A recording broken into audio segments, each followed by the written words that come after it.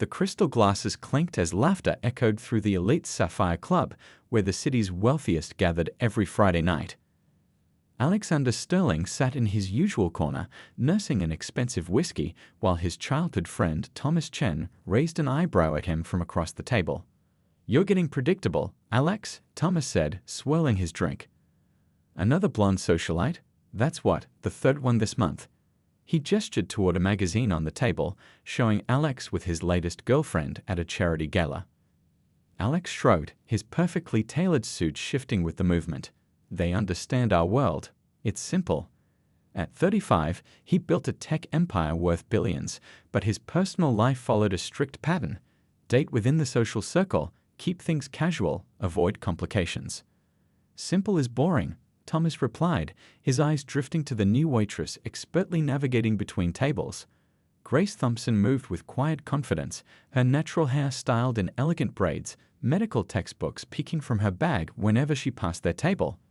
"When's the last time you dated someone who actually challenged you? Someone real?" "Real?" Alex scoffed. "She's serving drinks at a club." "While putting herself through medical school," Thomas corrected him. "Top of her class at that." "But I guess she's not your type, is she?" There was an edge to his voice that Alex missed entirely. "Not even close," Alex answered, watching Grace help an elderly member who'd dropped his phone, her genuine smile lighting up her face. Thomas leaned forward, a glint in his eye. "Want to make it interesting? 1 year. Marry someone completely different from your usual choices. Someone like her." He nodded toward Grace. $100 million to charity if you can't last the year. Same amount from me if you do. Marriage? Are you crazy? Alex laughed, but Thomas wasn't smiling anymore. "Scared you might actually feel something real for once?" Thomas pushed. "Or afraid what your fancy friends might think about you dating a black woman?" The challenge hit a nerve. Alex had built his empire by never backing down. "You think I care what anyone thinks? Fine. You're on."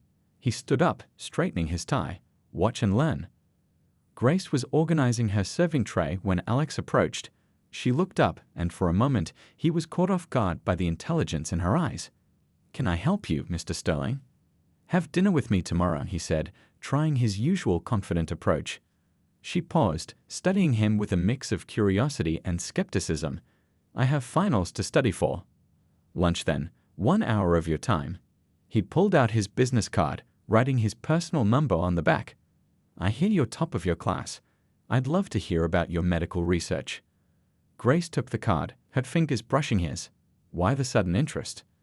"Maybe I'm tired of predictable," he answered, surprising himself with the honesty in his voice.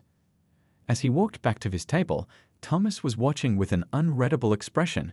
Neither man noticed the slight tremor in Thomas's hand as he raised his glass, nor the old photo he quickly tucked back into his wallet, a faded image of a young couple, one looking remarkably like a younger Thomas, standing happily together before life and society tore them apart.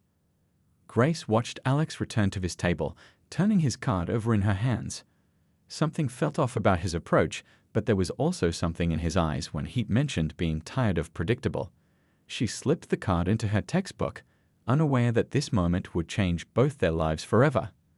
The bet was set, the players were in position, and the game that would unravel all their lives had begun. But like all games played with human hearts, the rules were about to change in ways none of them could predict. Grace stared at her phone, reading Alex's message for the third time. He'd been texting her daily since their first lunch meeting 2 weeks ago. Today's text was simple: Central Park, 3 p.m. "There's something I want to show you."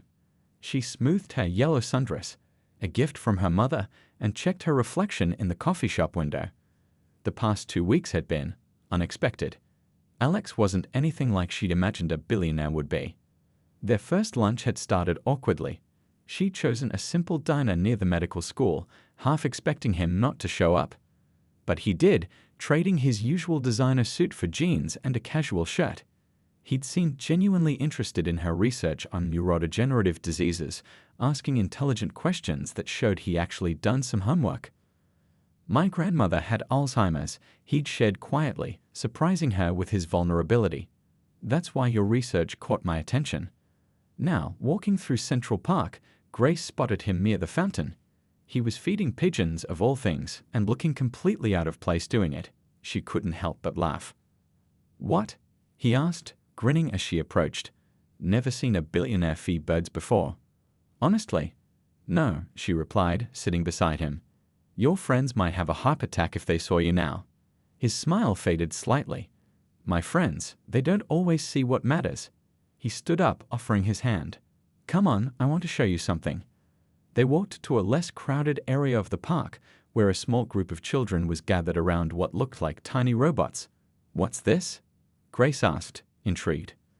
"Remember telling me how you wished you'd had access to better science programs in school?" Alex watched as the kids programmed simple commands into the robots. "I made some calls. This is a pilot program for underfunded schools. These kids are learning robotics and basic coding." Grace watched a young girl jump with excitement as her robot successfully completed a task. "You did this because of our conversation." "You made me think about opportunity differently," he admitted. "About a lot of things, actually." Back at the elite Sapphire Club that evening, Thomas observed Alex talking about Grace to another member. "She's brilliant," Alex was saying, his eyes lighting up. "You should hear her ideas about neural pathway regeneration." Thomas's hand trembled as he reached for his drink. This wasn't supposed to happen. Alex was supposed to struggle, to fail, to feel the same pain Thomas's father had inflicted years ago. Instead, he was watching Alex genuinely fall for Grace, just as Thomas's father had once fallen for his mother before society and family pressure tore them apart. Meanwhile, Grace's best friend Olivia wasn't convinced. "He's a billionaire, Grace. Men like that don't suddenly change their dating patterns without a reason." "He's different than I thought," Grace defended, but Olivia's words echoed her own occasional doubts. Why had he really approached her that night? The answer lay in a sealed envelope in Thomas's desk drawer, a decades-old letter from his mother, detailing how Alex's father had orchestrated the destruction of her relationship with Thomas's father, all because he couldn't accept their interracial relationship. As Grace and Alex grew closer, their worlds began to blend in unexpected ways. She introduced him to her family's Sunday dinners, where he learned to appreciate her mother's soul food and her father's jazz collection. He showed her his world of tech innovation and possibility, always surprised by how quickly she grasped complex concepts. But every fairy tale has its shadows. At a high society function, Grace overheard whispers, "It's just a phase. He'll come to his senses. Probably some publicity stunt." Alex found her on the balcony afterward, wiping away tears she didn't want him to see. Without a word, he took her hand and led her to the dance floor, holding her close as the orchestra played. "Let them talk," he whispered, but the guilt in his heart grew heavier with each word. The bet that had started this was becoming his biggest regret, even as his feelings for Grace grew real and deep. The truth was waiting to explode, and when it did, none of them would ever be the same. The proposal happened on a regular Tuesday evening. Grace had just finished a grueling 12-hour study session at the medical library when Alex showed up with coffee and her favorite sandwich. No fancy restaurant, no elaborate sit-up, just them sitting on a worn library couch surrounded by medical textbooks. "I've been thinking," Alex said, watching her devour the sandwich, "about how you make everything better. Even this dusty old library feels special with you in it." He reached into his pocket, and Grace nearly choked on her food when she saw the ring box.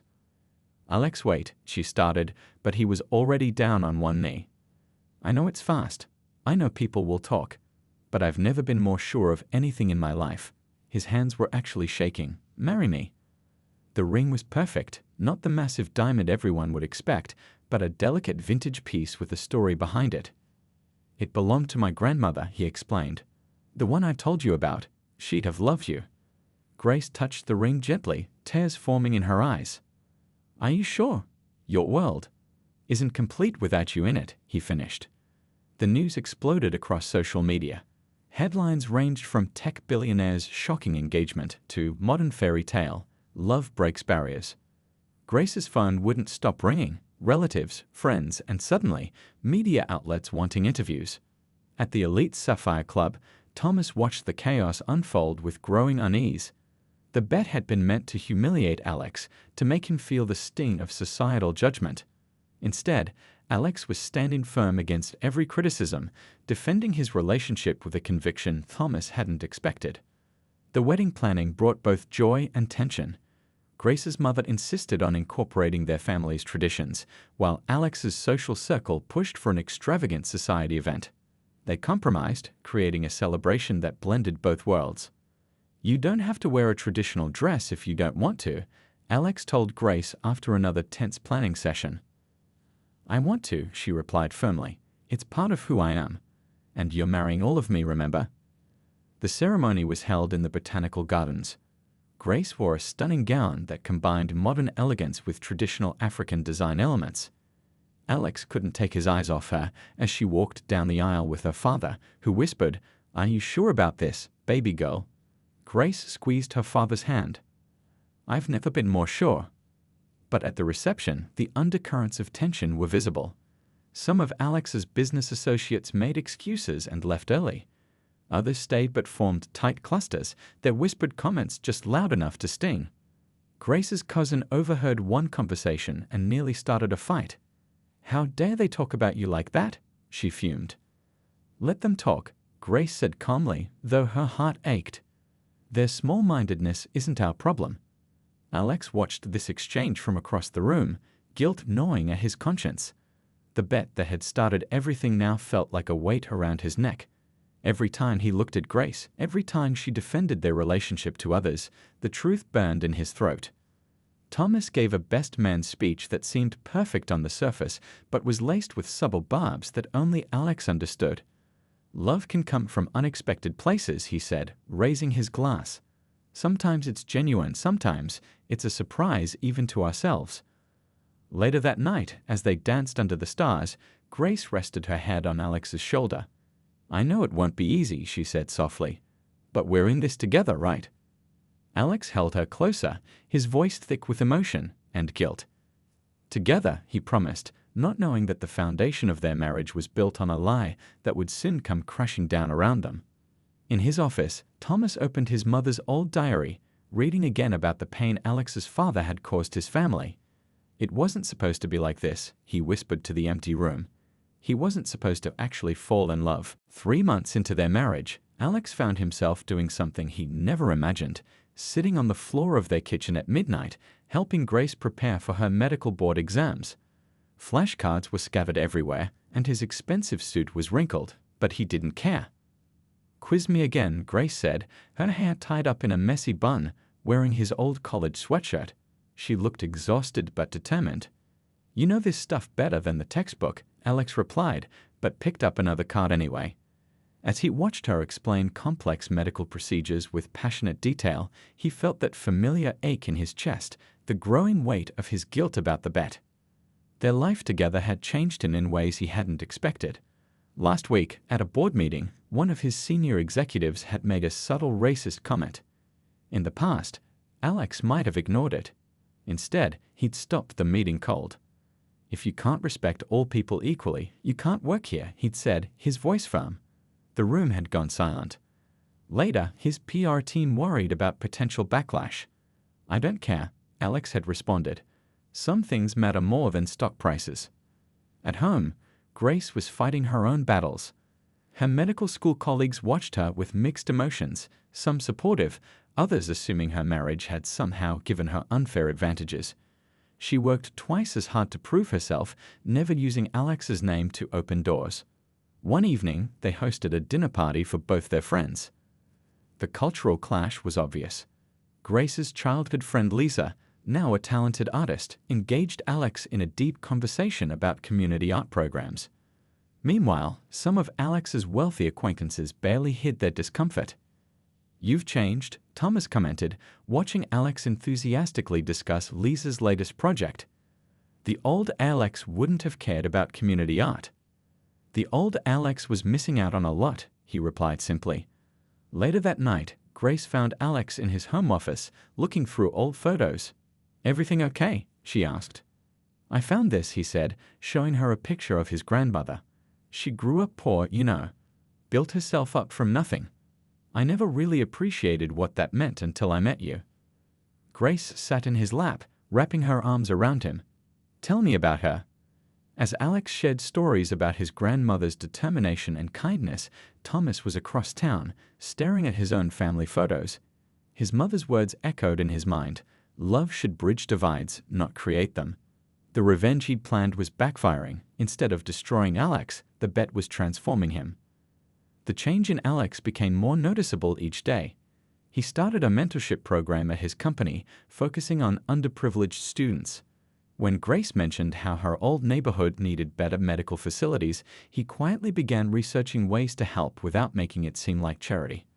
One Sunday, at Grace's family dinner, her father pulled Alex aside. "When you first started dating my daughter, I thought you were playing some kind of game," he admitted. "But I was wrong. You've proven that." Alex felt the words like a punch to the gut, his smile faltering. If only they knew how right those initial doubts had been.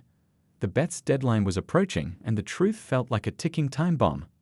That night, watching Grace sleep, Alex made a decision. He had to tell her the truth, consequences be damned. But before he could, Thomas called with unexpected news that would shake their world to its core. "We need to talk," Thomas said, his voice heavy with decades of hidden pain. "About your father, my mother, and when I really made that bet." The annual charity gala at the Sterling Technology Foundation was in full swing. Grace stood near the entrance, greeting guests in a stunning blue gown, while Alex gave his opening speech about their new medical education initiative. The ballroom sparkled with wealth and influence, but something felt off. Thomas had been acting strange all evening, drinking more than usual, and watching them with an intensity that made Grace uncomfortable. She'd noticed him slip something to one of the tech reporters earlier, but in the chaos of hosting, she hadn't thought much of it. "Your husband's quite the humanitarian now," a senior board member commented to Grace. "You've had quite an influence on him." Before Grace could respond, her phone buzzed. A news alert. Her heart stopped as she read the headline. "Sterling TSH CEO's marriage revaled as $1 BT." The room seemed to spin. There, in black and white, was a recorded conversation between Alex and Thomas from that night at the club. Every word felt like a knife. 1 year. Marry someone completely different. Someone like her. 100 million if you can't last the year. Grace looked up to find Alex staring at her from across the room, his face pale. He'd seen the article too. The buzzing of phones around the ballroom told her everyone else was seeing it as well. "Grace," Alex started, rushing toward her, but she held up her hand. "Was any of it real?" she asked, her voice carrying in the suddenly silent room. "Or was I just a bet you needed to win?" "It's not what you think," Alex pleaded. "Yes, it started as a bet, but..." "But what?" Grace's voice cracked. "But you developed a conscience. Started feeling guilty about using a black woman as your social experiment." The guests were watching, phones recording every moment. Thomas stood in the corner, his expression unreadable. "Everything changed," Alex said desperately. "You changed me. The bet stopped mattering months ago." "When were you going to tell me?" "After you won your 100 million. Grace pulled off her wedding ring. "I trusted you. My family trusted you. Do you know how many times I defended you to people who said you must have some ulterior motive?" The truth was exploding around them like shrapnel, wounding everyone in its path. Grace's med school friends, who were at the gala as her guests, stood shocked. The society crowd whispered and pointed. "Grace, please." Alex reached for her hand. "I love you. That's real." "Is it? Or am I just the best bet you ever made?" She dropped the ring at his feet. The sound of it hitting the marble floor echoed through the silent ballroom. But before she could leave, Thomas stepped forward, swaying slightly. "You don't know the whole story," he said, his voice thick with emotion. "Ask him about his father. Ask him what the Sterling family did to my parents 25 years ago." Alex turned to Thomas in confusion. "What are you talking about?" "Your father," Thomas spat. "He destroyed my family. Broke up my parents because he couldn't handle his precious business partner having a black wife. This bet? It was never about you and Grace. It was about making you feel what my mother felt." The room erupted in gasps and murmurs. Grace stood frozen, looking between the two men as decades of hidden pain and revenge spilled out onto the polished ballroom floor. That's when the dizziness hit her. Grace grabbed a nearby chair for support, suddenly feeling nauseous.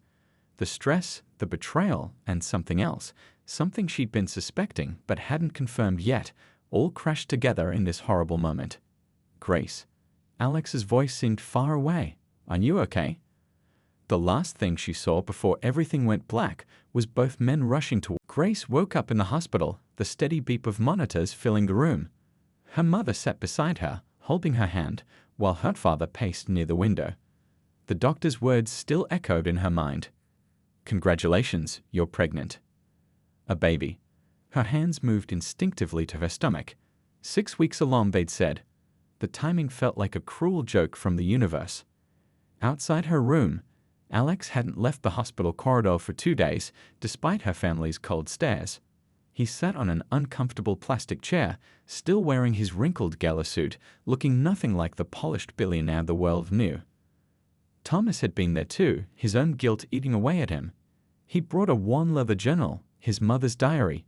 You need to know the whole truth, he'd told Alex, handing it over before leaving. As Alex read, his world tilted on its axis. 25 years ago, his father had orchestrated the separation of Thomas's parents.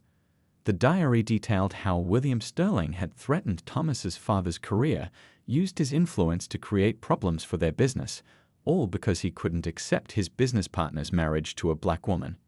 Your father destroyed my family, Thomas had said. I watched my mother's heart break, watched her fight depression for years.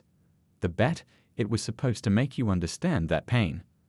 Now, Alex sat with his head in his hands, his father's legacy of prejudice colliding with his own mistakes.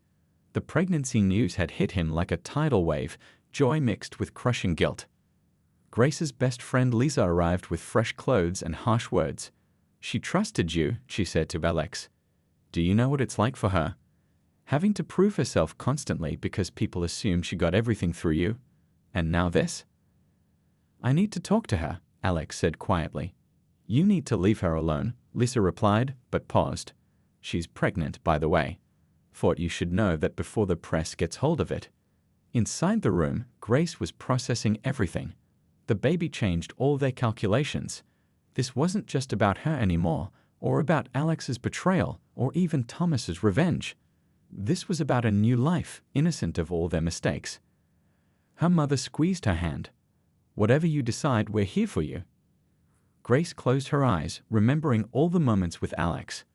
The late-night study sessions, his genuine interest in her work, the way he'd stood up to his board members, his growing involvement in community projects. Had it all been an act? But then she remembered his grandmother's ring, chosen with such care. The way he'd learned to make her father's special coffee just right. How he'd started reading medical journals so they could discuss her studies. Could someone fake that level of change? Thomas returned one last time, this time with a letter. From my mother to your father, he told Alex. She wrote it but never sent it. Read it. Understand why I did what I did. The letter revealed more than just past pain. It showed how hatred and prejudice could poison generations, how revenge could corrupt even the purest intentions.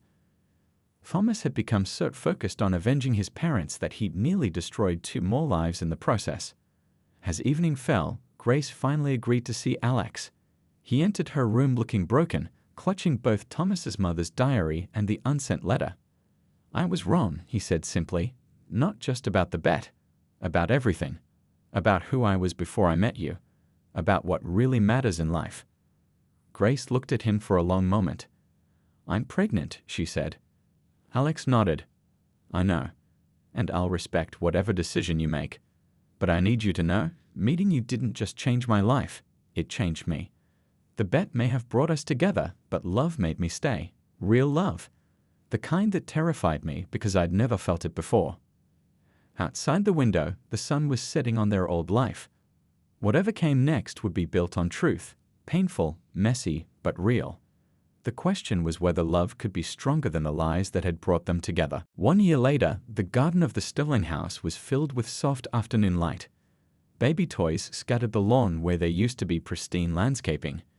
Grace sat on the porch swing, watching Alex play with their 6-month-old daughter Rose. The past year had been a journey of healing. After the hospital, Grace had moved back to her parents' house, needing space to think. Alex had respected that, though he'd sent daily updates about the changes he was making. He'd started by calling a press conference, publicly admitting to the bet and his shame.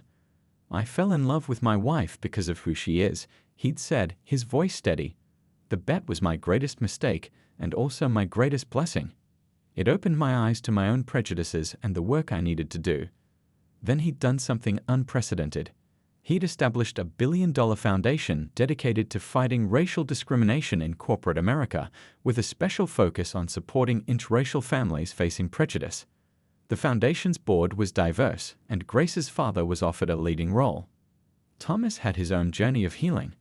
After decades of carrying his mother's pain, he finally sought therapy. He and Alex slowly rebuilt their friendship, this time based on honesty and understanding rather than shared privilege. "My mother always said hatred corrupts the vessel that carries it," Thomas told Grace one day, watching Rose crawl on a playmat. "She was right. I was so focused on revenge, I almost became what I hated." Grace's return to their home had been gradual. First, weekly dinners to discuss the baby. Then, joint therapy sessions where they faced their past and their fears. Alex learned to listen, really listen, to Grace's experiences as a black woman in their society. Grace learned to trust again, watching Alex's actions match his words day after day.